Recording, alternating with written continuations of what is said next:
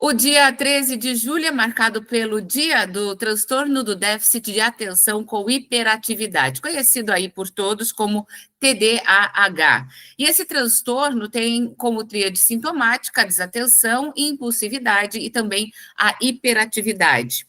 Pode ocorrer em três subtipos: predominante desatento, predominantemente hiperativo ou impulsivo e também subtipo combinado. Muita gente não sabia dessa informação. Agora, falando de TDAH, tem uma pergunta que paira aí no ar, principalmente para as pessoas que conhecem o TDAH, mas não lidam diretamente com ela, e principalmente para quem lida diretamente com ela. Como é que é o TDAH na educação? Como é que é o TDAH no dia a dia, no mundo adulto, no mercado de trabalho, né, e na vivência social? Nós vamos falar sobre isso com o professor Richard Munhoz, ele que é psicanalista clínico, psicopedagogo clínico, também especialista em análise do comportamento, além de mestre e doutor em ciências médicas. Aliás, o doutor Richard também tem TDAH. Muito obrigada pela entrevista, seja bem-vindo ao Educar para Ser Grande, ao Roda de Conhecimento, professor. Obrigado, Sandra. Obrigado pelo convite, obrigado pelo carinho. Professor, como é que a gente pode falar de TDAH, por exemplo, já que a gente está dentro do Educar para Ser Grande, né, que a gente trata sobre educação, sobre a vivência aí dos educadores no dia a dia, como é que a gente pode falar de TDAH e educação, né? Como é que isso se processa? Né? Há muito conflito ainda, as pessoas ainda têm, os educadores, os gestores ainda não compreendem muito bem esse transtorno. Como é que está isso hoje? A gente sabe que o Brasil tem mais de 2 milhões de pessoas, né, com esse transtorno, né, e muitas delas na escola, ou boa parte delas. É muito bacana quando você faz essa pergunta, porque nos leva a ter um olhar direcionado para a educação. Haja vista que seria interessante e muito propriamente obrigatório que o pessoal que trabalha na educação, como professores, coordenadores, diretores, soubessem do assunto, né? Se inteirassem do assunto com profundidade, né? Essa semana mesmo, foi quarta-feira, eu estive num colégio para dar uma devolutiva sobre um paciente com TDAH. Ele tem 3 psicodiagnósticos, né? Tem o TDAH, tem o autismo e tem deficiência intelectual. E quando eu falei sobre o TDAH, explicando, né, sobre a nomenclatura, olha, esse CID dele é o F84.1, mas esse é o F90.3. E ela perguntou, mas o que são esses números, né? E eu disse, olha, esses números é o que classifica o diagnóstico dele, e depois do ponto é o que classifica o grau ou o suporte que ele possa ter. Né? Então, a gente vê que eles estão muito... Nossa, mas eu não sabia disso. Isso é muito importante vocês, como escola, saber, porque isso norteia vocês. Né? No caso dele, como ele tem um transtorno de déficit de atenção com comorbidade hiperativa, né? Quer dizer, ele não é sem comorbidade hiperativa, é importante vocês saberem para vocês saberem como atuar com ele, que às vezes confunde para vocês. O que está manifestando nele agora é o TDAH com comorbidade hiperativa ou é o autismo, que ele também tem? Ou é a deficiência intelectual? Então, eu acho que os educadores estão um pouco atrasados, ou um pouco longe, um pouco distantes desse psicodiagnóstico, por simplesmente não querer se aprofundar no assunto, né? Quando a gente fala de educação, a gente fala de uma infinidade de psicodiagnósticos, né? Nós não temos só o TDAH, né? Nós temos outros psicodiagnósticos aí que estão aí envolvendo, né, dentro dos parâmetros escolares. Mas como nós estamos aqui falando do TDAH, o que é um assunto também abrangente, né? E estamos aí fazendo o vídeo, né, em prol da defesa aí do movimento do TDAH. Eu acho que é importante nós sabermos, conhecermos o psicodiagnóstico para a gente poder ajudar essas pessoas que têm esse transtorno como comorbidade, né? Assim, a gente conhecendo, a gente consegue ajudar mais propriamente dito, com mais assertividade e tudo mais. Você disse no início da entrevista que eu tenho TDAH. Isso é verdade, né? Eu faço uso de medicação para isso desde criança. Mas, Sandra, eu nunca permiti que a escola me tratasse diferente dos demais alunos. eu nunca permiti que a universidade que eu estudei me desse uma prova diferenciada, um tratamento diferenciado, porque isso poderia pesar no meu futuro enquanto profissional. Eu não queria isso, né? Porque, como lei, eu poderia ter uma prova reduzida, eu poder com números de questões reduzidas, né? Então, se todo mundo faz uma prova com 10 questões, eu faria com 6, com 5, né? O olhar na correção seria diferente. Eu nunca permiti isso. Né? Por quê? Porque eu poderia pensar que isso poderia me gerar um impacto no futuro. Tá. Isso não foi o que bloqueou de eu ter 3 faculdades de graduação, né?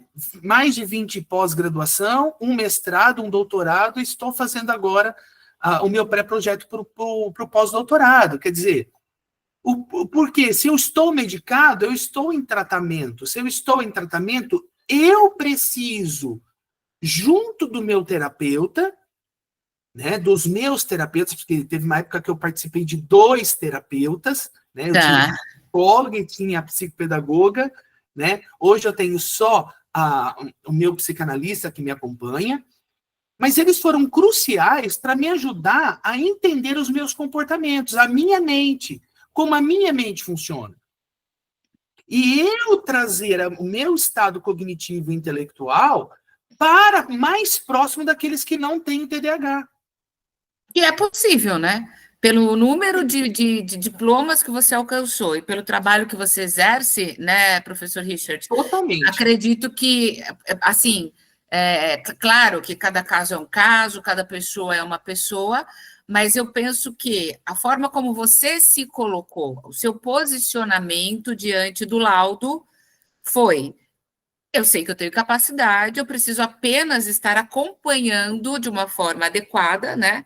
Esse transtorno, preciso tomar o medicamento corretamente, mas isso não. Você não se colocou naquela posição de vou usar este laudo para algo. Você se Exato. colocou exatamente na. Não, eu tenho TDAH, mas eu vou tratar. Tem tanta gente que tem tantos outros transtornos, né? Então, por aí na vida. Né? E eu acho que isso que eu percebo que hoje em dia tem uma certa diferença, né, na educação. Primeiro que o senhor citou uma coisa ótima. A escola precisa se aproximar dos laudos. Uhum. E a escola precisa entender os transtornos a fundo, não Exato. ficar naquela coisa rasa, né? Uhum. Assim como os educadores. E as pessoas que são laudadas, que têm o laudo, que recebem essa informação, elas também precisam ter um posicionamento diante disso, né? Exatamente. Um posicionamento do tipo, olha, o que eu vou precisar andar uma légua a mais. Se uma pessoa, ela estuda 2 horas um conteúdo e ela consegue ir bem na prova, eu vou precisar estudar 6. Se uma pessoa consegue estudar no pátio, com todo mundo conversando, tomando lanche, eu vou precisar estudar na biblioteca com fone para abafar o som, né? Então, Desculpe, eu estava colocando o meu computador na tomada, porque ele deu um sinalzinho aqui de que a bateria estava acabando. Tá bom, não tem problema. Então, quer dizer, se eu tenho que ir para a biblioteca usar um abafador sonoro, que é o que eu uso, para poder estudar, em alguns casos, porque qualquer barulhinho vai tirar minha atenção, vai levar o meu olhar para lá e eu vou ficar lá preso, ou vou me perder nos meus pensamentos. Então, eu usando o abafador, eu colocando uma música com hertz próprio para o meu cérebro ir se acostumando com aquele som e mantendo-se concentrado. A questão aqui é o que eu preciso fazer para me ajudar? Então, é o pensamento contrário do que o pessoal que tem laudo tem. O pessoal fala assim, eu tenho uma comorbidade, o que você, Sandra, tem que saber para me ajudar? Não é a Sandra quem tem que me ajudar, sou eu quem tem que me ajudar. Eu sou responsável pela minha educação, eu sou responsável pelo meu futuro, eu sou responsável pelo psicodiagnóstico que eu tenho. Não é você quem é responsável. Então, a Sandra deve ter conhecimento sobre o meu psicodiagnóstico, porque se por acaso eu manifestar algum comportamento típico do TDAH, como você está falando uma coisa e eu respondo outra, ou eu estou impaciente de estar no lugar, eu preciso sair porque aquilo já está um caos para mim, A Sandra só tá... Ó, deixa ele ir, porque ele precisa ir para ele se regular novamente. Olha, tudo bem, Richard, tá tudo bem. Vamos voltar, então. Olha, a pergunta que eu estava te fazendo era essa. Ah, desculpa, professora Sandra, eu me devaguei aqui nos meus pensamentos. Pronto! Quer dizer, a professora Sandra, a Sandra sabe do meu problema, eu também sei do meu problema, e a Sandra está aqui para me dar um suporte, não fazer aquilo que eu tenho que fazer, não fazer por mim aquilo que é responsabilidade minha. É interessante essa sua fala, professor Richard, porque a gente sabe que, assim, existem vários tipos de pessoas na sala de aula, com vários diagnósticos, né, com vários laudos, isso tanto no fundamental, como no ensino médio, como na graduação, e por aí vai, né? E, em geral, o que a gente vê a escola fazendo é recepcionando mesmo o laudo, sem muito aprofundamento e realmente fazendo essa divisão. Uhum. As pessoas com laudo fazem essa prova, as que não têm laudo fazem essa prova, e você corrige a prova, principalmente isso funde 1, 2 e médio, né? Uhum. Tem um olhar mais... como eles dizem, né, amoroso para a prova, os próprios alunos falam isso, né, a professora corrige minha prova com carinho, né, tal. Uhum. E não tem eu acho que também é um dever da escola, diante da sua fala, trazer para esses estudantes, olha, exatamente o que você falou, nós sabemos que você é laudado, nós temos essa prova que é diferenciada, nós temos um olhar diferenciado para correção, mas nós também queremos conversar com você o que você pode fazer. Você pode optar por não fazer essa prova. Você não necessariamente precisa fazer essa prova, né? O que você pode fazer por você? Você pode estudar um pouco mais, você pode desligar o celular enquanto você está na sala de aula, porque na graduação eles podem ficar com o celular, né? Então, você pode ficar com o seu celular desligado, porque você vai perder a atenção em dobro se você permanecer com ele ligado.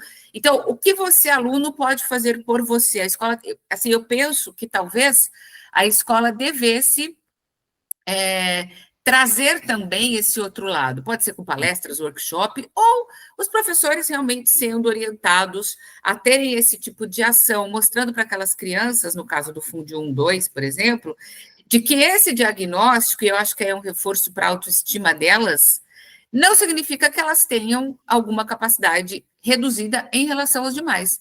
Ela só tem uma atenção reduzida que ela pode, com o tempo, entender isso melhor, que eu acho que é isso, né, professor?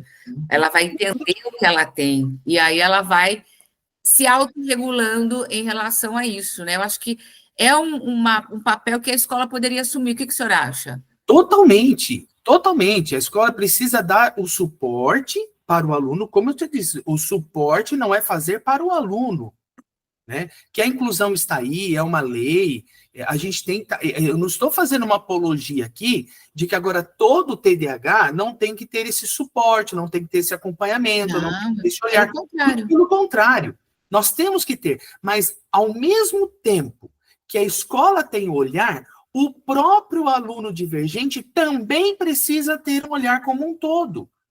Porque senão eu me coloco numa posição de vitimismo, de coitadismo, aí todo mundo faz tudo por mim, e eu vou aceitando aquilo. Isso não é legal. Isso é uma das coisas, durante a minha trajetória de terapia, de processo psicoterapêutico, e inclusive como psicanalista, que eu entendi que eu sou responsável por mim e que eu preciso ter um amadurecimento psíquico. Né? Então, levar esse autoconhecimento é muito importante. Por exemplo, Sandra, eu vou dizer uma coisa aqui que pode ser que a gente vai mexer soltar um fogos no parquinho. A gente sempre faz isso aqui no Educar. Tá. Quando me perguntam assim, Richard, por que você não usa aquele cordão, né, para dizer que você tem TDAH? Eu digo, para que eu preciso amarrar uma placa no meu pescoço para que todo mundo saiba o que eu tenho? Para que eu seja tratado diferente, para que eu tenha um olhar diferente, eu não quero isso. Eu quero que todos me olhem com o olhar que eles querem ter para comigo. Né? Isso não vai me fazer melhor ou pior. Isso não vai me dar mais ou menos condições. Vejam onde eu cheguei. Exato. Né? Eu sou grato a Deus. Eu lancei um livro pela editora WK, né? Recentemente. Estou agora lançando o meu segundo livro pela editora.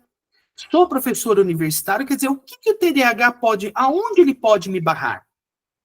Aonde ele pode me bloquear, sendo que você não vai ser capaz de ir até ali porque você tem TDAH? Quem falou isso? Exato. Né? Elon Musk, ele é autista, ele tem um grau de autismo, e ele é o Elon Musk, né? A gente sabe que Albert Einstein tinha suas comorbidades neurodivergentes, mas isso não impactou para ele não ser o Albert Einstein. Né? Então, como que o Albert Einstein, naquela época, ele era tratado como neurodivergente? Será que os professores amenizavam o Dr. Albert Einstein? Acho que naquela época não existia nada disso, né, na verdade. Você entende? O próprio Sigmund Freud, não, estou com o Sigmund. Wolfgang Amadeus Mozart, nascido em 1685, para mim, ele tinha um TDAH. Ele era extremamente hiperativo. Sabe? E aí, será que alguém amenizou o impacto neurodivergente de Wolfgang? A ponto de, olha, tadinho, ele tem TDAH, entendam esses comportamentos dele, tal. Vejam, olha como ele é um menino precoce, com 4 anos já escreveu uma sinfonia. Olha, mas é porque ele deve ter algum probleminha. Ele tinha mesmo.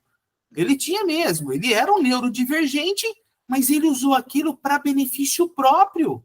Então, o que eu vejo hoje, Sandra, é que muitas pessoas com laudo, elas se condenam, elas se colocam dentro de uma prisão. Eu tenho isso, e por isso que eu não posso fazer. Não posso fazer isso, não posso fazer aquilo, não posso fazer... Viu? Em vez de você falar não, por que você não fala? Eu não consigo, mas eu vou tentar fazer isso. Eu tenho dificuldade, mas eu vou tentar fazer aquilo. Mas isso também é um pouco difícil, mas eu vou conseguir fazer. E aí? Né? Então, exatamente. E é aí que eu acho que a escola lá no início precisa, né? E precisa barrar um pouquinho os pais também, porque agora falando da área da educação, a gente sabe que hoje a escola ela está sendo muito. Eu vou usar a palavra invadida mesmo, né? Porque eu acho que é dessa forma, pelos pais que não fizeram pedagogia, que não fizeram não tem nenhuma especialidade na área da educação, mas eles vão à escola praticamente todos os dias reclamar de alguma coisa em relação às crianças, né? Então, eu acho que os pais também colocam os filhos em bolhas e querem que a escola faça o mesmo, né? Então, eu acho que, assim, a gente estava conversando um pouco antes de a gente gravar, né, doutor Richard, e a gente até comentava que a gente tem tido, eu tenho tido a percepção de um excesso de laudos, mas a gente tem como percepção, né? Se o senhor me perguntar, vocês fizeram alguma pesquisa? Não fiz pesquisa, mas a gente está vendo muitos laudos chegarem e muitas pessoas ao nosso redor, muitas crianças ao nosso redor serem laudadas, né? Aí eu até brinco, eu falei, gente, eu era uma criança extremamente ativa, eu era daquelas criancinhas que ficavam perguntando por quê para todas as coisas e eu não parava, né?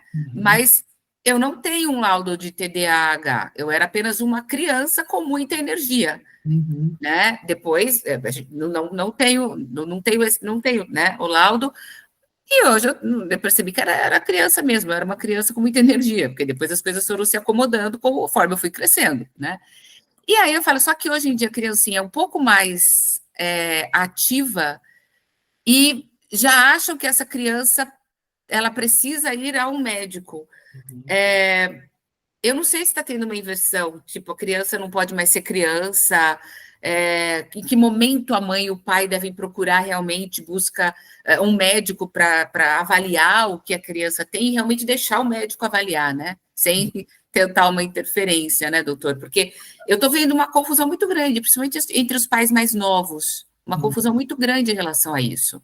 Hoje é mais fácil eu descobrir um transtorno no meu filho para, assim, a escola parar de me perturbar, porque a escola me chama o tempo todo para essa criança, olha, seu filho não parou, olha, seu filho não respeitou a regra, olha, seu filho não parou de conversar, olha, seu filho levantou o tempo todo, olha, seu filho, ai meu Deus, ele deve ter alguma coisa.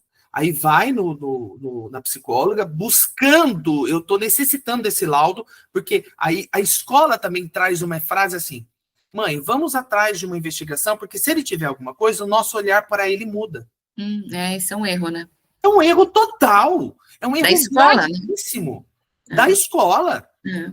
Entende? O seu olhar já tem que ser diferente, independente se ele tem ou se ele não tem nada. Né? É aí que estão. Aí a mãe vem e diz, doutor, ai, tomara, né, que apresente alguma coisa. Não, eu digo para ela, não, tomara que não apresente nada. Se apresentar, eu vou conduzir um outro olhar para como a senhora tem que olhar para o seu filho, como a senhora tem que agir, como a escola tem que olhar e como a escola tem que agir. É um casamento, não é uma coisa diferente. E não vamos pegar um laudo e vamos fazer dele um cordãozinho no pescoço e falar, olha, agora meu filho tem isso, respeitem, parem, o universo para, o sol tem que parar, porque meu filho é neurodivergente. Não, o mundo não vai parar, o relógio não vai parar de circular, o sol não vai parar de andar ao redor da Terra porque seu filho tem alguma patologia. Né? Então, nós vamos olhar para o que a psicanálise nos faz ver, né? O Sigmund Freud, seus postulados, faz-nos enxergar sobre o sintoma, e não na patologia. O que o sintoma está manifestando? Que tem um número crescente de... A criança ficou batendo o pé na sala, é TDAH. A criança começou a falar um pouco de... deve ser autismo. Então, é muito mais fácil jogar rótulos, né? Como se as crianças fossem potes de maionese. Aquele é da Helmas, aquele é da Remus, aquele é da Maria, aquele é da Lisa. O que é isso? São seres humanos com as suas particularidades, com os seus... esse ambiente em qual esse indivíduo está inserido, tem lá os seus probleminhas também, né? O que eu sempre falo para os pais. Antes da gente falar que seu filho tem TDAH, vamos diminuir ou zerar a quantidade de açúcar. Sim. Vamos diminuir a quantidade de telas. Vamos regular o sono. Porque uma criança que não dorme bem, no outro dia, ela está extremamente agitada. E não é TDAH, é falta de sono. Né? Então, o que fica muito nas telas também, né? Muito. Também. Ela perde totalmente o controle, porque é muita informação, é muito movimento, né? Muito acima do que uma criança precisa, na verdade. Exatamente. Né? Por exemplo, uma grande marca de Danone, aqui do nosso país, percebeu a quantidade de pessoas que estavam diminuindo de comprar o Danone na prateleira do supermercado. Aí, sério, o que está acontecendo? Entrou um novo Danone aí, que está tomando o nosso lugar? Aí eles foram atrás para saber, não era esse o problema. O problema é que a percepção da coordenação fina das crianças de abrir o papelzinho está com dificuldade. As crianças estão com dificuldade motora. Por quê? Porque elas não fazem mais esses movimentos. É touch, é o tempo todo rodando o dedo na tela. Eu não vi essa pesquisa. Tá aí. É uma grande marca de Danone. O que esse Danone fez? Esse Danone falou assim, eles não estão conseguindo abrir o rótulo do potinho, deixa, eu vou fazer o mesmo Danone para eles apertarem, aí eles põem na boca e apertam.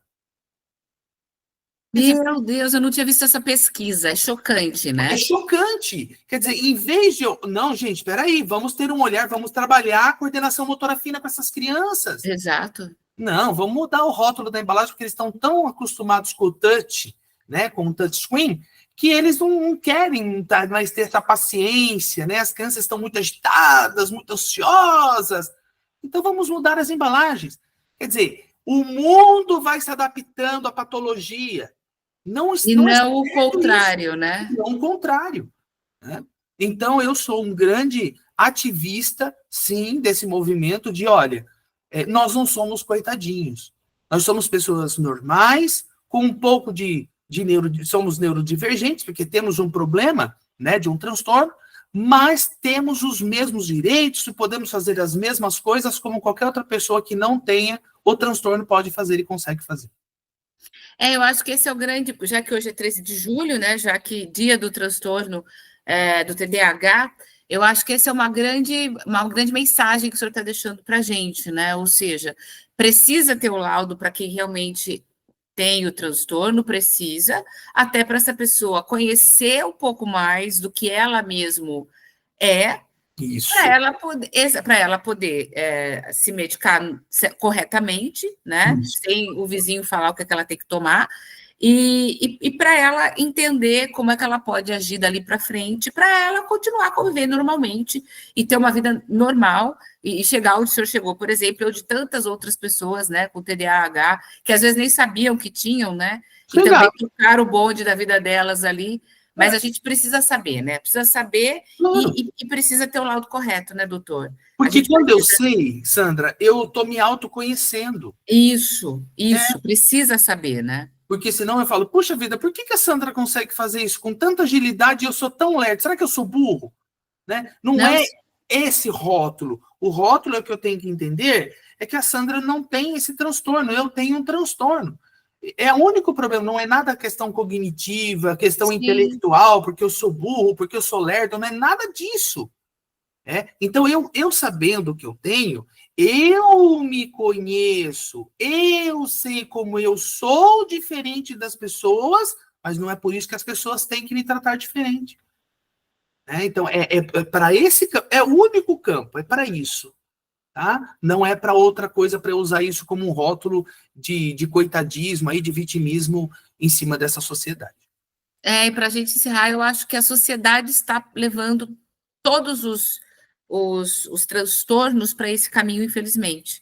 Infelizmente. Né? É para o rótulo mesmo, e não é para o rótulo de vamos conhecer para nós agirmos, sabermos o que fazer, como fazer, para atingirmos o que a gente quer da mesma forma. Eu acho que, infelizmente, a sociedade, aí eu estou falando não só do TDAH, não só do TEA, estou falando de vários outros transtornos e algumas doenças, eu acho que a gente está pondo as pessoas em caixinhas e não permitindo que elas cresçam, saiam da caixinha. Né? Eu não sei se é uma percepção errada, mas eu tenho conversado isso com alguns colegas. Falo, gente, tá todo mundo ficando dentro da caixinha, cada um separado do outro, e aí a gente tira aquela coisa de vamos fazer todos juntos, cada um no seu tempo, cada um do seu jeito, mas vamos fazer, né? Eu não sei se isso é bom ou ruim, a gente não sabe onde vamos chegar com essas caixinhas todas separadinhas, né? Mas, na minha percepção, não é tão bom, né? Porque a gente, às vezes, não consegue nem lidar com as pessoas juntas, porque cada uma fala se isenta por conta de algo, e aí as coisas vão travando, né? E a escola vira uma grande caixinha com várias caixinhas dentro, né? Isso mesmo. E as pessoas também vão se aprisionando dentro das suas patologias, né? Então, esse é eu acho que é o problema maior. E só para encerrar, o laudo. Tem gente que aparece com laudo de um dia para o outro. É possível? Não, é verdade. Isso que eu estou falando não é não é uma analogia, não é uma foto. Eu já vi isso acontecer. Um dia a pessoa tem, no outro dia ela aparece com laudo. Ela não tem laudo, no outro dia aparece com laudo, né? O laudo do TDAH, ele demora para ser concretizado, né? Isso. Primeiro que, por exemplo, se você for primeiramente num neuro, ele não pode já te dar um laudo de TDAH sem antes uma avaliação neuropsicológica. O psiquiatra também não pode fazer isso. Não é que ele não pode, poder ele pode, ele não deve. É isso. Né? Então, ele pode, porque ele tem autonomia, ele tem poder, ele tem uma caneta na mão e ele tem um carimbo. Mas o bom médico, ele vai pedir uma avaliação neuropsicológica. Essa avaliação geralmente dura de 3, 4 até 6 meses para ficar pronta. É aplicada uma bateria de testes neuropsicológicos, somados à observação clínica, a também história do paciente, ao seu estilo de vida, né, para que seja elaborado esse laudo, esse psicodiagnóstico. Posteriormente a esse laudo, é levado, então, essa hipótese diagnóstica ao médico, o médico vendo tudo isso que foi olhado, somado à conduta e análise clínica do médico especialista, ele bate o laudo final. É ele quem dá o laudo final. Né? Então, é uma série. Então, isso pode levar de 6, 7 até 8 meses, quase um ano para fazer esse laudo. Então, não se faz um laudo do dia para a noite. Quando a oferta é muito rápida, a gente tem que confiar. Né? Nós estamos no século XXI, 2025. Será que as pessoas não entenderam isso ainda, né? Pois é, e eu até fiz essa pergunta, porque tem uma amiga que ela demorou 6 meses para conseguir saber, né? Na verdade, ela não queria ter, mas aí ela descobriu que ela tinha. Mas tardiamente, assim, em termos, ela já fez faculdade, ela já fez mestrado, ela já trabalha na área, então agora que ela está falando, nossa, está todo mundo, eu acho que eu tenho. E aí ela foi fuçar, né? A sequência de testes dela demorou mais de 6 meses. Exatamente. Não é algo tão simples como se parece. E aí ela falou: olha, não é assim, não, é demorado, e são vários testes. Se você não está muito bem, eles te mandam embora, você faz no outro dia. Isso. Ela falou, não é, ela falou, demora. Falei, então essa coisa de a pessoa ver num dia e no outro aparecer com laudo, isso não existe, né? Isso não existe. Então pode ser que ela nem tenha TDAH, né? Porque eu vou pagar por esse laudo. E tem muitos profissionais que são vendidos por isso, né? Quanto custa para eu fechar um laudo desse? R$2.500, R$3.000? Vamos colocar aí por baixo. Tá. Então, o que é mais fácil? Eu ter o dinheiro na minha mão e laudar você com sem você vai embora, já me deu o dinheiro? Ou eu levar o meu trabalho como a sério, fazer o que manda o figurino, né? Então, aí é a venda, né? É a prostituição da profissão. Infelizmente, a gente está vendo muito laudo, né? Muita gente laudada, e a gente, quando pergunta como é que foi feito, é um testezinho, uma coisinha no consultório, né? Então, eu falei, gente, não é isso, né? Não. Então, nesse dia do TDAH, a gente precisa saber que, primeiro, para você realmente ter o laudo correto, você precisa passar por uma bateria de testes, e isso é sério, porque a partir desse laudo você vai ser medicado. Isso. Se você tem TDAH, ótimo, você vai estar dentro da normalidade, tomando seu medicamento para você tocar a sua vida normalmente. Agora, se você só está recebendo um laudo e você não tem o transtorno, você vai estar tomando um remédio que você não precisa. A longo prazo, eu acho que deve ter um problema aí, né? Ou a médio prazo. Demais. Nós não estamos falando de uma medicação... bom, toda medicação é uma droga, né? Medicação boa é aquela que não entra da boca para dentro. Né? Então, faça do seu alimento o seu remédio, já dizia o filósofo, né? Sim. Então, a gente tem que entender que uma medicação para o transtorno TDAH, ele é um psicotrópico. E uma psicotropia vai envolver uma série de questões a longo prazo, sim. Então, a gente tem que ter muito cuidado com isso, muito cuidado. Eu não gosto também de fazer só uma bateria só com a neuropsicóloga. Eu acho que a bateria do TDAH ele tem que ser somado junto com a bateria do neuropsicopedagogo ou do psicopedagogo. Né? Por quê? Porque quem é especialista na área cognitiva, na aprendizagem, é o psicopedagogo. Então, o olhar dele para como aquela pessoa tem possibilidade de aprender, de fazer conexões e tudo, é ele que está habilitado para isso. Então, soma-se, faça a avaliação com o neuropsicopedagogo ou psicopedagogo, somado com a avaliação da neuropsicóloga, leva tudo isso para o neurologista ou para o psiquiatra e fecha-se o laudo. Então, uma bateria bem formada, um laudo bem formado, para que eu me entenda como sou. Né? Eu acho que esse é o melhor caminho, Sandra. Muito bem, eu agradeço profundamente aí a participação do professor Richard Munhoz, ele que é psicanalista clínico, psicopedagogo clínico, também especialista em análise de comportamento, mestre e doutor em ciências médicas. Richard, muito obrigada, eu acho que esse esclarecimento que você deu para a gente aí, eu acho que vai valer muito nesse dia 13 de julho, até para as pessoas que têm o TDAH e que realmente precisavam ouvir uma coisa dessas, né? Você toma a sua vida para você e segue o seu caminho, porque você vai chegar onde você quiser, se você tiver essa visão que o professor Richard trouxe para a gente, né? Isso, fica aí a mensagem. Ser neurodivergente não é ser diferente. Muito bem, muito obrigada. Obrigado a você, Sandra. Forte abraço para você. Forte abraço.